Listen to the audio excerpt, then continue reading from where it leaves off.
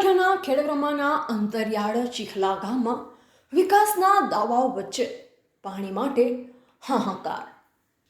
સાબરકાંઠાના અંતરિયાળ વિસ્તારમાં એક તરફ 21મી સદીની ટેકનોલોજી વિકાસ અને ચાંદ સુધી પહોંચવાની વાતો થઈ રહી છે, ત્યારે બીજી તરફ ખેડબ્રહ્મા તાલુકાથી માત્ર 6 કિલોમીટર દૂર આવેલ ચીખલા જેવા ગામોમાં આજે પણ લોકો પાણી જેવી પાણીની જરૂરિયાત માટે વલખા મારી રહ્યા છે। રસ્તા, સ્ટ્રીટ લાઇટ જેવી મૂળભૂત સુવિધાનો અભાવ ધરાવતા આ ગામોમાં રાજ્ય સરકાર દ્વારા વર્ષ 2020-21માં હર ઘર નલ સે જલ યોજના અંતર્ગત લાખો રૂપિયાના ખર્ચે પાણીની ટાંકી સંપ અને ઘર ઘર નળ જોડાણનું કામ પૂર્ણ કરાયું હોવાના દાવા કરવામાં આવ્યા હતા। શરૂઆતમાં નળમાં ટેસ્ટિંગ માટે પાણી આવતા ગ્રામજનોમાં ખુશી છવાઈ કે હવે ઘર બેઠા પાણી મળશે, પરંતુ 5 વર્ષ વીતી ગયા છતાં આજે પણ ગામના નળ સૂકા છે। મહિલાઓ, વૃદ્ધો અને યુવતીઓને 42 ડિગ્રીની તપતી ગરમીમાં 2 થી 5 કિલોમીટર દૂર સુધી પાણી માટે ભટકવું પડી રહ્યું છે। ગામમાં બનાવેલા પાણીના સંપમાં પૂરતું પાણી પહોંચતું નથી અને નલ સે જલ યોજના માત્ર કાગળ ઉપર જ સીમિત રહી હોવાનો આક્ષેપ સ્થાનિકો કરી રહ્યા છે। ચીખલા ગામમાં લોકો ડંકી અને હવાડા પરથી પાણી ભરવા મજબૂર બન્યા છે। ગામમાં મહિલાઓ ખેડૂતોના બોર પરથી પાણી મેળવવા લાંબી લાઈનોમાં ઊભા રહે છે। સ્થાનિકોનું માનવું છે કે કરોડો રૂપિયાનો ખર્ચ થયો છતાં પાણી લોકો સુધી પહોંચ્યું નથી અને યોજના કેટલાક કોન્ટ્રાક્ટરો તથા અધિકારીઓ માટે માત્ર આર્થિક લાભનું સાધન બની ગઈ છે। વારંવાર તાલુકા, જિલ્લા અને રાજ્ય કક્ષાએ રજૂઆત કરવા છતાં કોઈ ઉકેલ ન આવતા ગ્રામજનોમાં ભારે રોષ ફાટી નીકળ્યો છે। પાણી માટે કામ ધંધા છોડી દિવસભર રજળપાટ કરવી પડે તેવી સ્થિતિ સર્જાઈ છે અને સમગ્ર ગુજરાતના દાવાઓ વચ્ચે આજે પણ આ ગામોના લોકો પાણી વિના જીવન જીવવા મજબૂર બન્યા છે। વર્ષ 2020-21માં હર ઘર નલ સે જલ યોજના હેઠળ લાખો રૂપિયાના ખર્ચે પાણીની ટાંકી સંપ અને ઘર ઘર નળ જોડાણની કામગીરી પૂર્ણ કરાઈ હોવાના દાવા થયા, પરંતુ 5 વર્ષ બાદ પણ ગામના નળ સૂકા પડ્યા છે। શરૂઆતમાં ટેસ્ટિંગ દરમિયાન નળમાં પાણી આવતા ગ્રામજનોમાં ખુશીનો માહોલ સર્જાયો, પરંતુ ત્યારબાદ આજની સુધી એક પણ ટીપું પાણી ન આવતા સ્થાનિકોમાં ભારે રોષ ફાટી નીકળ્યો છે। મહિલાઓ, વૃદ્ધો અને યુવતીઓને 43 ડિગ્રીની તપતી ગરમીમાં 2 થી 5 કિલોમીટર દૂર સુધી પાણી માટે ભટકવું પડી રહ્યું છે। ચીખલા અને તેમાં આવેલા ફળિયામાં લોકો ડંકી અને હવાડા પરથી પાણી ભરવા મજબૂર બન્યા છે, જ્યારે ચીખલા ગામમાં મહિલાઓ ખેડૂતના બોર ઉપર લાંબી લાઈનોમાં ઊભી રહી પાણી ભરી રહી છે। કરોડો રૂપિયાની યોજના માત્ર કાગળ ઉપર જ સીમિત રહી હોવાનું સ્થાનિકો આક્ષેપ કરી રહ્યા છે।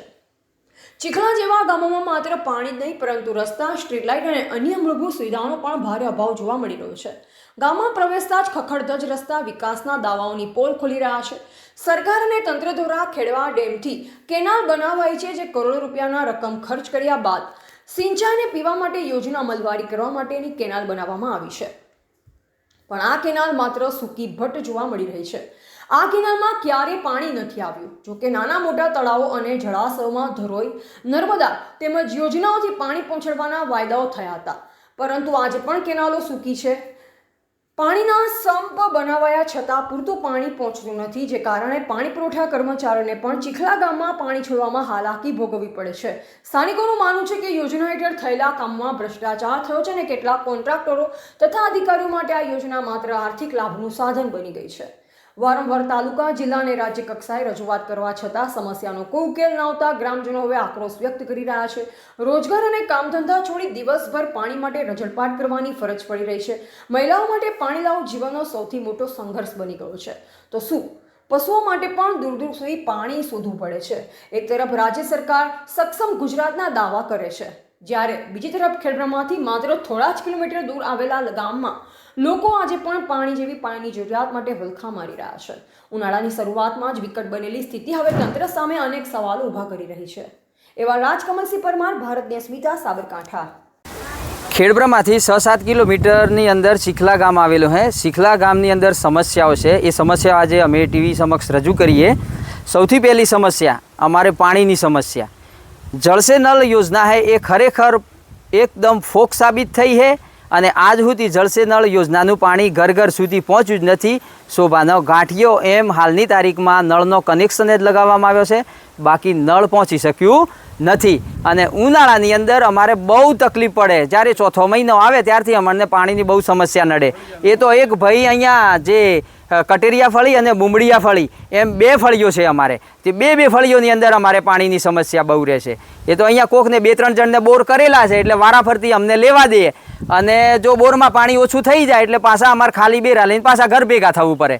અને પાણી માટે અમારે લાઈનો લગાવવી પડે.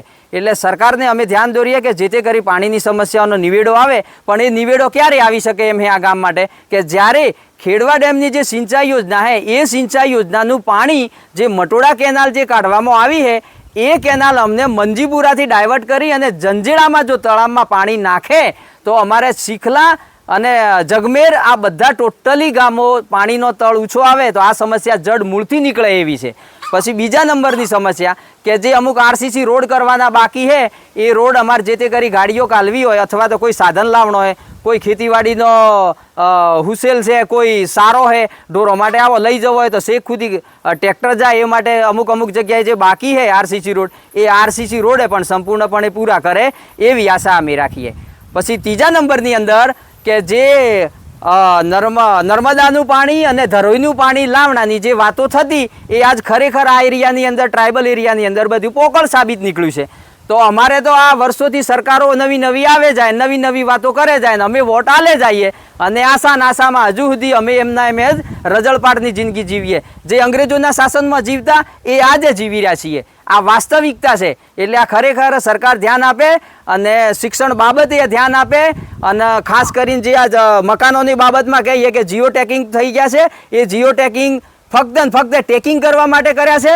બાકી કાગળિયો ઉપર જ આ ઘર તોર્યા છે અને વાસ્તવમાં જમીન ઉપર તો ઘરે જ નહીં આવ્યા. તો જે 18 વર્ષથી ઉપરના હે જે લગ્ન કરેલા છે 2 3 બાળકો હે છોકરોનો તો એ છોકરો સોમાહો આવે તો ક્યાં જાય એ છોકરો? તો એ લોકો નળીઓવાળો ખતમ કરી અને ધાબાવાળો પાકો મકાન બનાવી આલો તમે. એટલે સરકારને આ અમાર બહુ મહત્વ મુદ્દા લીધા હે, મહત્વપૂર્ણ વાત છે. એટલે સરકાર આ બાબતને બહુ ગંભીરતાથી નોંધ લે.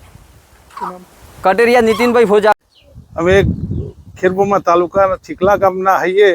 અમે ચીખલા ગામમાં ડોળી ફળિયું હે, કટેરિયા ડોળી ફળીએ. 2 ફળીઓમાં અમારે પાણીની બૂમ હે, પાણી મળતું નહીં અને બહુ ત્રાસ છે પાણીનો. તે દૂરથી લેવા જઈએ. એક ભાઈને બોર કરેલો હોય તે ત્યાં મળું ચાલે, થોડું ચાલે ના ચાલે ને એમ કંઈ કહીને અમે અત્યારે ઘણા દુઃખી થઈએ પાણીનો. તે અમને પાણીની મળવું જોઈએ એવી અમારી આશા છે. તે તમે અમારી રજૂઆતો સાંભળો અને અમને તળાવ ડેમ આવેલા એ શું પરિસ્થિતિ? હા, ડેમનો ખેરવા ડેમનો કેનાળ આવે હું એમ કે પણ આજ સુધી કેનાળનું પાણી આવતું નહીં. આ 11 મટોડા એ બાજુ કાઢવું આમ જગમેર થઈને આમનું રુદ્રમાળા હાર કાઢી દેતું. અમારે આજ રાહ જોઈ રહીએ પણ ક્યાં મને મળતું નહીં. તે અમારી રજૂઆતો હાસી છે સાહેબ. સ્થળ ઉપર જુઓ તમે અમારું કેટલું દુઃખ છે તો દુઃખ દૂર કરો તો બરાબર થાય. નગર અમે ઘણા દુઃખી થઈએ. પીવાના પાણીના વળખો હોય અમે ઢોર ટોકને હું કઈ જીવારીએ, હું કઈ પીવરાવીએ પાણી. અત્યારે અમને ઘણું છે. મારું નામ હોમીભાઈ કોદરભાઈ, શીખલા કટેરિયા. ખેડબ્રહ્મા તાલુકોની અંદર ગામડું છે, ગામ શીખલા ને ડોળી ફળી. 2 ફળીમાં પાણીની બહુ સમસ્યા છે. તે અમને પાણી જેથી કરીને અમને પાણીની વ્યવસ્થા કરવી જરૂરી છે ને ઢોર ઢાકરની બહુ રપત છે અમને પીરવા માટેની. પશુપાલન રાખીએ તો હું જોઈને રાખીએ, પાણી હે તો રાખીએ ને, તો પાણી પીવાની જ ફોફો પડે. તો હવે અમુક બોર હેડે તો ત્યાં જાય લોકો બાપરો ભરવાથી ભરે, થોડું ભરે ને થોડું રહી જાય તો ખાલી વાહન લઈને પાછા જાય ને.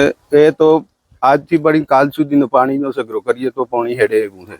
તે અમારે 2 ફળીઓમાં પાણીનું બહુ સમસ્યા છે.